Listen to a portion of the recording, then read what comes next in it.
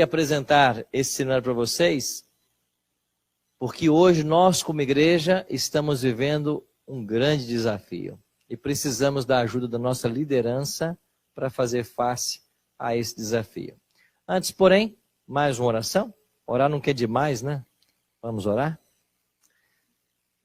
Nosso Pai querido, muito obrigado por estarmos reunidos nesta manhã. Queremos agora abrir a Tua palavra, queremos entender a Tua voz, os planos que o Senhor tem para esta igreja. Ajuda-nos nesse momento, que o Teu Espírito se faça presente, continue conosco e nos ajude a cada vez mais compreendermos a Tua vontade. Em nome de Jesus nós te oramos. Amém. Eu estava em uma ocasião com um grupo de líderes da igreja, de nossa igreja. Aí está o perfil desse grupo. Eram pessoas experientes no adventismo. Na sua maioria, 35% do grupo tinha mais de 25 anos de adventismo. 29% tinha entre 6 e 15 anos. E 21% de 16 a 25 anos de membro de igreja. Eram pessoas que lideravam a igreja. E eu fiz para esse grupo 10 perguntas. Eu vou mostrar algumas delas.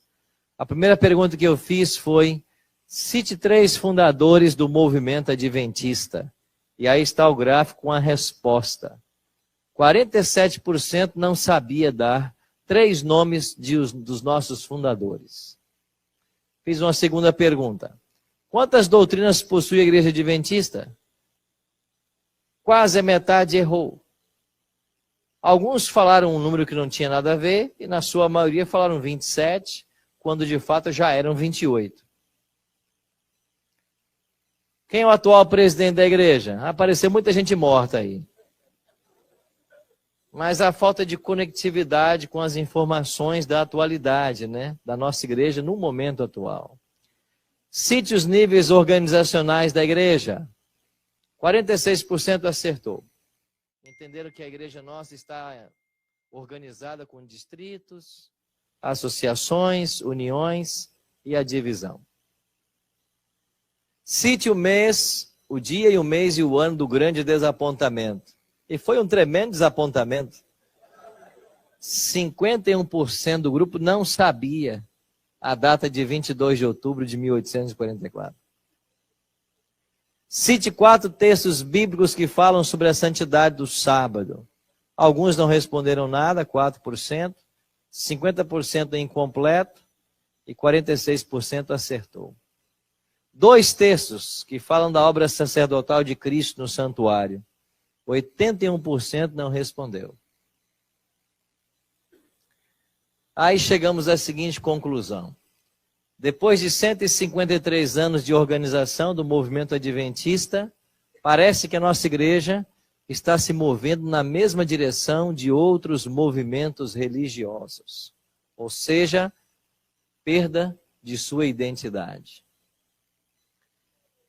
Esse sociólogo da religião cristã, chamado David Moberg, ele fala que a igreja, por ser um organismo vivo, ela tem etapas de sua vida como qualquer ser vivo.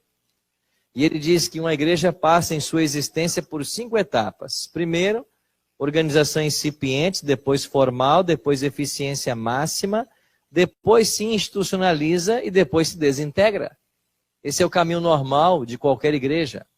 E ele, sem ser adventista, ele faz um estudo da igreja adventista. E ele diz assim: os adventistas passaram pela primeira fase, a organização incipiente, de 1844 até 1863, quando eles ainda não estavam organizados.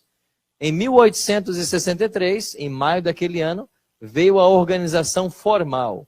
A igreja recebeu um nome e foi organizada. A igreja atingiu sua eficiência máxima na virada do século XIX para o XX, quando principalmente as instituições de saúde ganharam renome mundial e elas estavam contribuindo junto com as casas editoras para a pregação do evangelho. E a educação se fortalecia cada vez mais. Mas, em 1950, ele disse que a igreja começou um processo de institucionalização. E esse processo levará à desintegração do adventismo. Parece que quando a gente consulta alguns autores, até mesmo dentro do adventismo, eles estão vislumbrando o mesmo cenário. Se você olhar, por exemplo, para essa obra de Ron Spears, Adventismo em Crise, ele vai falar justamente isso, o problema da secularização, da institucionalização. George Knight escreveu essa obra, A Senhora Gorda do Reino, onde ele fala que nós temos que cuidar para que a instituição não se torne senhora de si, e os recursos passam a ser apenas para manter a organização e se esquece a missão. E essa obra, A Fragmentação do Adventismo, de William Johnson, já fala na existência de 4 tipos de adventista dentro do adventismo. Você tem o adventista tradicional, você tem um evangélico, você tem um renovado e agora um carismático. E parece que a igreja vai sofrendo com essas ondas. Outro dia eu estava numa igreja, na recepção, havia acabado de chegar, e ali enquanto conversava com a recepcionista, começavam a chegar algumas pessoas, e eu cumprimentei uma senhora, toda elegante, bem vestida, brinco, colar, e eu disse, bem-vinda, seja bem-vinda à igreja. É a primeira vez que a senhora nos visita? Não, pastor, eu sou membro.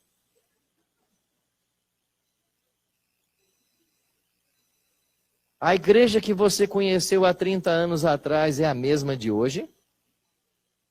Não. A igreja mudou drasticamente. As pessoas que estão dizendo que o adventismo ele vai ser desintegrado, vai deixar de ser relevante, elas estão apelando também para o movimento cíclico da história. E elas dizem o seguinte: olhe, por exemplo, para o povo de Israel. Ser membro da igreja de Deus no Antigo Testamento era ser israelita, ou por nascimento, ou pela circuncisão. Então, quem queria ser povo de Deus no passado tinha que ser um israelita. Mas o que aconteceu com esse povo de Israel? Deixou de ser o povo de Deus. Para ser exato, no ano 34, quando eles já apedrejam Estevão. Então, aquele que for ao povo de Deus, não é mais povo de Deus. Então, Cristo estabelece a igreja cristã. E assim como haviam 12 patriarcas no Antigo Testamento, você tem agora os 12 apóstolos no Novo Testamento. A igreja que Jesus fundou foi a igreja que recebeu a missão de pregar o evangelho e preparar o mundo para o regresso dele. Agora, o que aconteceu com a igreja que Jesus fundou? Ela finalmente se paganizou. E se você buscar a linhagem histórica da igreja cristã primitiva, você vai desaguar em qual igreja? A linhagem histórica. No catolicismo. O catolicismo, a igreja romana, é a sequência da igreja cristã primitiva, historicamente falando. Por que eu digo historicamente? Porque a própria Bíblia já falava que a igreja, na ocasião da abertura do 4º selo do cavalo preto, fala que ela cairia da fé, e aí nós temos um período de supremacia papal, onde os crentes sinceros não mais estão nessa igreja. E eles são levados por Cristo para o deserto por 12 séculos. Então aquele que era o povo de Deus deixa de ser e agora passa a ser a igreja do deserto. Este é o povo de Deus. Então nós chegamos na Reforma Protestante.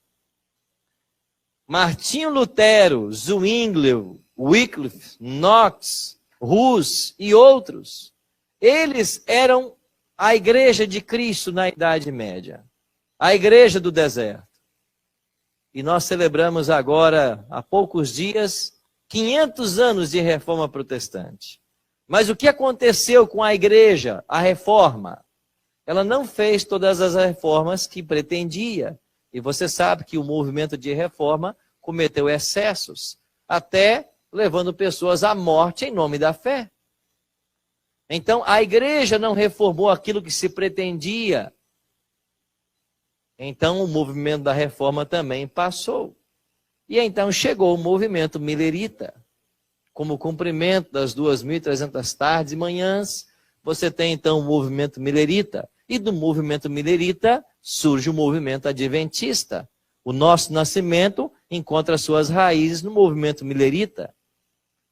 E agora vem a pergunta: será que nós também seremos substituídos, assim como foram estes movimentos do passado? No livro A Mão de Deus ao Leme, escrito por Enoque de Oliveira, no seu prefácio, feito por Joel Sarli, ele diz assim: a história dos organismos religiosos ensina que a terceira geração de membros enfraquece a textura do movimento porque perde o contato com os fundamentos cridos e defendidos pelos pioneiros.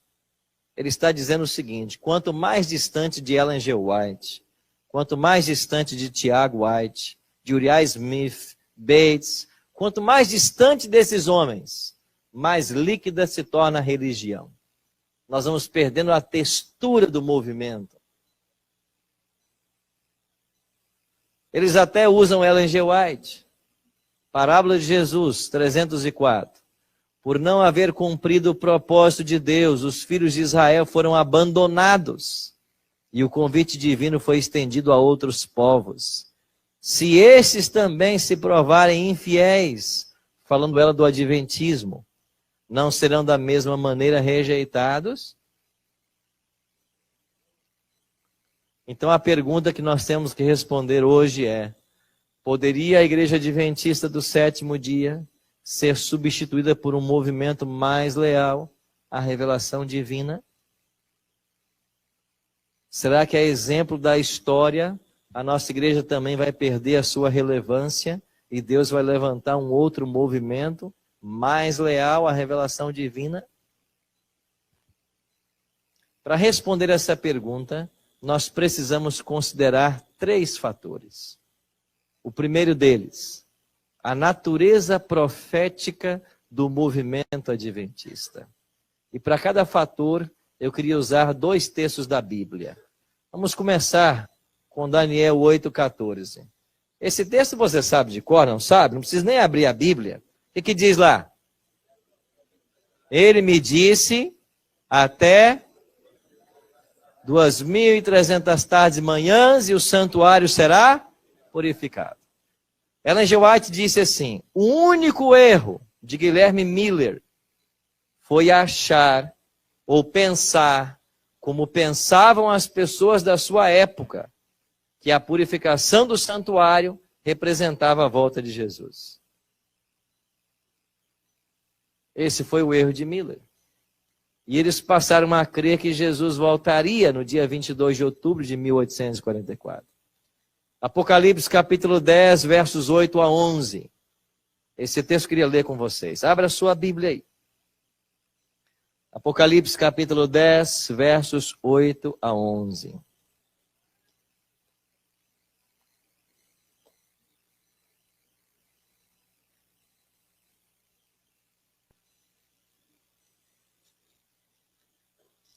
O texto diz assim: a voz que ouvi vinda do céu estava de novo falando comigo, dizendo: vai, toma o livro que se acha aberto na mão do anjo em pé sobre o mar e sobre a terra.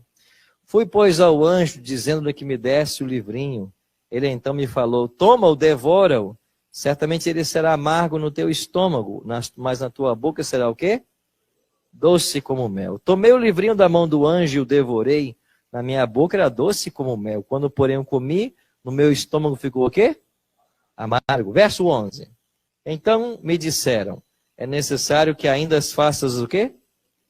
Profetizes a respeito de muitos povos, nações, línguas e reis. Apocalipse capítulo 10 é a consequência de Daniel capítulo 8. Está descrevendo ali o grande desapontamento. O anjo do capítulo 10 é o próprio Jesus Cristo. E então João vai até Cristo e pede o livrinho. E o anjo, Cristo, diz assim para ele: come o livrinho, ele vai ser doce na boca, mas no teu estômago vai ficar amargo. Esse doce e amargo representaria ou era uma profecia daquilo que aconteceu no dia 22 de outubro de 1844. Então Guilherme Miller, o grande fundador do movimento millerita, entendeu que esse texto tratava da volta de Cristo, que Jesus voltaria no final das 2.300 tardes e manhãs, e aí, na Rocha da Ascensão, como é chamada hoje, na sua fazenda lá em Lowhampton, ele esperou que Jesus voltasse. Jesus não voltou e veio então a grande decepção. O que era o doce na boca? Eram as mensagens das boas novas de que Jesus estava voltando. E essa mensagem empolgou todo o planeta. Em várias partes do globo se tem notícia do movimento millerita e como ele reverberou. Tudo aquilo que aconteceu, só nos Estados Unidos, centenas de milhares esperavam a volta de Jesus para a data. Eles abandonaram suas propriedades, suas plantações, muitos venderam tudo o que tinham, todos queriam pregar o evangelho, queriam que as pessoas se convertessem, fizeram as pazes. Tu diz assim para ele, come o livrinho, ele vai ser doce na boca, mas no teu estômago vai ficar amargo. Esse doce e amargo representaria, ou era uma profecia daquilo que aconteceu no dia 22 de outubro de 1844. Então Guilherme Miller, o grande fundador do movimento millerita, entendeu que esse texto tratava da volta de Cristo, que Jesus voltaria no final das 2.300 tardes e manhãs, e aí, na Rocha da Ascensão, como é chamada hoje, na sua fazenda lá em Lowhampton, ele esperou que Jesus voltasse. Jesus não voltou e veio então a grande decepção. O que era o doce na boca? Eram as mensagens das boas novas de que Jesus estava voltando. E essa mensagem empolgou todo o planeta. Em várias partes do globo se tem notícia do movimento millerita e como ele reverberou. Tudo aquilo que aconteceu. Só nos Estados Unidos, centenas de milhares esperavam a volta de Jesus para a data. Eles abandonaram suas propriedades, suas plantações, muitos venderam tudo o que tinham, todos queriam pregar o evangelho, queriam que as pessoas se convertessem, fizeram as pazes, todo mundo se preparou. Foram dias áureos. Esse foi o doce na boca. E o amargo no estômago foi a decepção de que Jesus não voltou. Depois eles entenderam que eles estavam corretos com relação à data, mas errados com relação ao evento. Não era a volta de Cristo, mas o início do juízo no santuário celestial. A passagem de Cristo de sacerdote para sumo sacerdote. Mas Miller, ou melhor, o movimento millerita, vai começar a ter essa compreensão no dia seguinte, 23 de outubro, quando Irã Edson tem a visão do milharal. Quando ele vê ali Cristo passando do santo para o santíssimo, e ele volta a estudar a Bíblia com seus colegas, e então ele trouxe então para o povo esta mensagem. Guilherme Miller construiu essa pequena capela aí na sua fazenda, pastoreou algumas famílias até o 20 de dezembro de 1849, quando ele morre. E Ellen G. White, nos primeiros escritos, página 258, escreveu: anjos vigiam o precioso pó desse servo de Deus, e ele ressurgirá ao som da última trombeta. Aí está a sepultura de Miller. Eu já visitei algumas vezes essa sepultura. E é interessante você estar ali, saber que existem anjos ali, mesmo que você não possa vê-los. E o que eles fazem ali? Eles estão guardando o pó de Guilherme Miller. Será que a igreja adventista é substituída por um outro movimento mais leal à revelação divina? Não. E por que nós não seremos? Porque nós somos uma igreja que tem identidade profética. Nós nascemos no dia em que a profecia apontou para que nós nascêssemos. A igreja de Deus, que estava no deserto, oculta por 1260 anos, ela deveria em algum momento voltar para o cenário mundial. E isso aconteceu 46 anos depois da prisão do Papa, em 1844. Aí a igreja passa pelo grande desapontamento, e a igreja agora se vê como cumprimento profético de Apocalipse 10, 11. Porque depois que termina o amargo no estômago, qual é a mensagem que vem para a igreja? É necessário que ainda, o quê? Profetizes. Então os adventistas nasceram se vendo um movimento profético. E eles encontraram em Apocalipse 14, 6 a 12, a sua mensagem profética. As 3 mensagens angélicas. E eles agora, para pregar esta mensagem e concluir a obra, depende do anjo de Apocalipse 18, verso 1, que vai iluminar toda a terra. E quem é esse anjo do Apocalipse 18? Quem é, irmãos? O Espírito Santo, a chuva serôdia. Então nós dependemos do Espírito Santo para o cumprimento da missão. Então nós somos um povo profético. Outro dia eu apresentava numa quarta-feira lá em Guarulhos. Eu fiz lá 18 quartas-feiras, o Apocalipse. E quando eu comecei a pregar, aqui na segunda fileira tinha um casalzinho, de aí os seus 70 anos, já cabelinhos brancos. Os dois chegavam bem cedo, um casal, e se assentavam aí. E eles ficavam animados com o ensino que eu estava ministrando. E fomos caminhando bem com o Apocalipse. De repente eu comecei a falar do poder papal. E o homem disse assim, pastor, o meu papa não, né? E eu disse, espera que você vai ver. E aí o estudo ia, mas pastor, peraí, não é o papa, né? É. E eu, você vai chegar lá. E a gente foi estudando, e quando eu fiz o apelo para o batismo, o casal foi o primeiro que se levantou. Alguém me questionou e disse assim, pastor, o senhor está apresentando então essa visão do Apocalipse, falando também dos adventistas? Quer dizer então que só vocês estão certos? Eu disse, é. É isso mesmo. Ou então você abre a sua Bíblia e mostra onde que os adventistas estão errando no seu ensino. Você pode. Agora me mostra uma igreja e eu vou apontar para você onde é que está o erro teológico.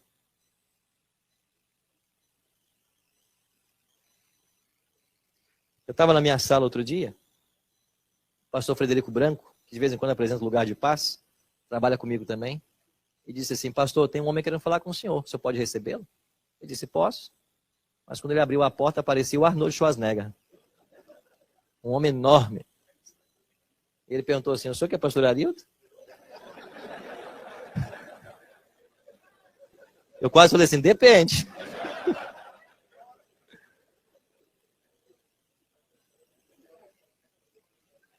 Ele disse assim, eu vim aqui só com uma pergunta para vocês. Vocês acreditam no que vocês pregam? Ou vocês são pagos para ensinar? Eu disse, não, aqui ninguém é pago para ensinar, não. E a gente acredita no que a gente prega. Ele falou assim, se vocês acreditam no que vocês pregam, eu quero ser um adventista do sétimo dia. Porque eu sou cristão há 29 anos. E em 29 anos eu já passei por 7 igrejas. Mas há 6 meses eu comecei a assistir a Novo Tempo.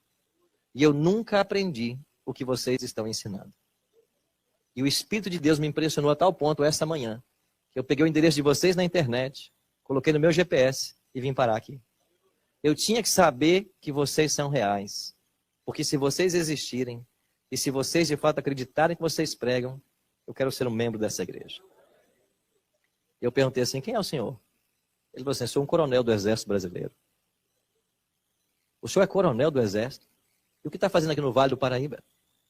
Ele disse assim, existem 2 empresas que produzem armamentos para o Exército Brasileiro. E nenhum míssil, nenhum Hammer, nenhum tanque de guerra sai para o Exército sem a minha assinatura. E esse homem que tem acesso aos líderes das Forças Armadas desse país, nesse exato momento está se sentado num banco de igreja, lá em São José dos Campos, como um adventista batizado.